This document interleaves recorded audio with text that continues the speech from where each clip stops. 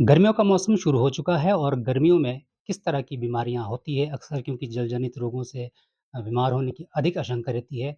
इस संबंध में अधिक जानकारी बातचीत करने के लिए हमारे साथ doctor YS Parmar medical college Nahan के एमएस डॉक्टर अजय पाठक मौजूद हैं। डॉक्टर साहब सबसे पहले तो आपका दैनिक सवेरा टीवी में स्वागत है। नमस्कार, सभी दर्शकों को नमस्कार। डॉक्टर साहब गर्मियों का मौसम आ रहा है और गर्मियों में किस तरह की जल-जनित या कुछ अन्य बीमारियाँ किस तरह की होती हैं और उसके लिए क्या स्वास्थ्य विभाग की ओर से सलाह दी जाती है?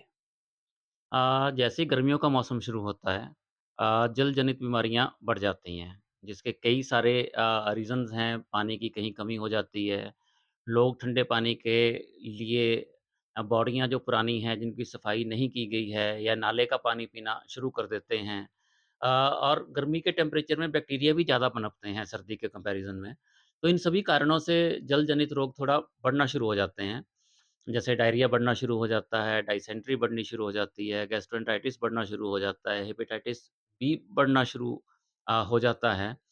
तो इन बीमारियों के चलते लोग अधिक संख्या में बीमार होना और अस्पताल आना शुरू कर देते हैं। अ, इन बीमारियों के संदर्भ में मैं यही कहना चाहूँगा कि जैसे अगर आप साफ़ पानी पीते हो, अगर आपके पास साफ़ पानी उपलब्ध नहीं है, आपको ऐसा लगता है कि हमें आईपीएच का पोर्टेबल वाटर नहीं मिल रहा है, वो साफ़ पानी शायद नहीं हम पी रहे हैं, तो पानी को उबाल के पीना शुरू कर दें। अ, दूसरी चीज़ अगर आप नाले का पानी पीना बिल्कुल अवॉइड करें। समय-समय पर अपने गाँव की जो बॉडियाँ हैं, उनकी साफ-सफाई करें, उनकी क्लोरीनेशन करवाएँ।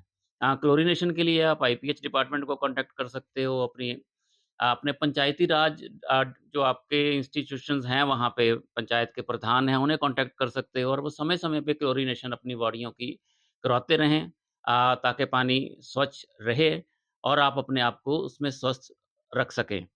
अगर बाई चांस डायरिया हो जाता है, डायसेंट्री हो जाती है, तो एक बात का ध्यान रखें कि डायरिया और डायसेंट्री में मुख्य प्रॉब्लम डिहाइड्रेशन होती है। अपने आप को आपने डिहाइड्रेशन से बचाना है। समुचित जल पीते रहें, समुचित पानी पीते रहें। ओआरएस है तो बहुत बढ़िया चीज़ है, ओआरएस का घोल पिएँ। अगर ओआरएस नहीं है तो नमक और चीनी का घोल भी आप पी सकते हो। केवल ध्यान ये रखना है कि जब पानी में नमक घोलोगे, तो उसका जो टेस्ट है वो जैसे आंसू नमकीन होते हैं, उतना ही नमकीन होना चाहिए, उससे ज़्यादा नमकीन नहीं होना चाहिए। नींबू पानी पी सकते हो, दाल का पानी पी सकते हो और तीसरी बात ये है कि अगर आप बाहर का खाना थोड़ा अवॉइड करें, अगर बाहर का खाना खाते हैं तो ऐसी जगह में खाएँ, जहाँ पे बिल्कुल आपको स्वच्छ भोजन मिले, जहाँ पे ताज़ा भोजन मिले, बासी खाने से बचें और अगली बात अपने हाथों को बिल्कुल साफ रखें।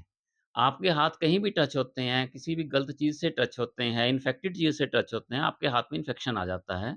और खाना खाने से पहले अगर आप हाथों को नहीं धोते हो, तो आपके हाथों के थ्रू वो इन्फेक्शन आपके पेट में चला जाता है, जिससे जल जनित रोग बढ़ने के चांस हो जाते हैं। एक व्यक्ति को जल जनित रोग है, उसके साथ आपने हाथ मिलाया, उसके हाथों में इन्फेक्शन है क्योंकि पाखाना के बाद उसने भी हाथ अच्छे से साफ नहीं किए हैं या नाखून में कीटाणु फँस गए हैं, वो आपके मिल जाएँगे।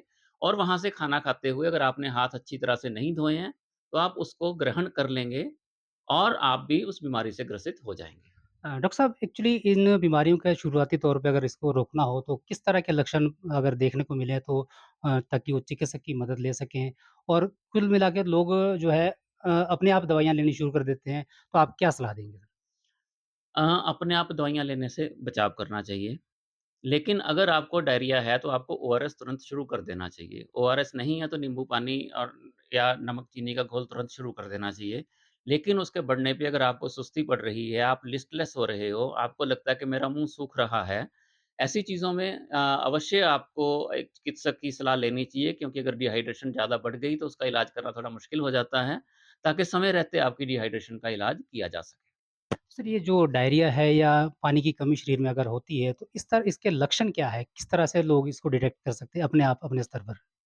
हाँ, वही मैंने जो अभी बताया आपको अगर पानी की कमी हो रही है तो आपका मुँह सूखना शुरू हो जाएगा, आपको थकावट महसूस होनी शुरू हो जाएगी, आपकी जो स्किन की चमड़ी है ये बिल्कुल लूज़ हो जाएगी, आप इसको उठाएँगे हाथ की चमड़ी को उठाएँगे तो वो बिल्कुल लूज़ हो जाएगी, आप उसको उठा के छोड़ेंगे एकदम नीचे नहीं जाएगी जैसे नॉर्मल कंडीशंस में जाती है।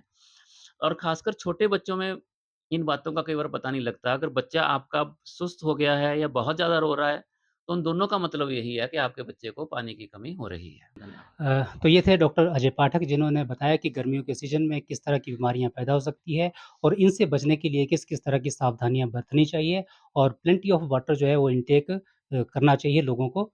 देवेंद्र वर्मा, दैनिक सवेरा टीवी के लिए नागपुर।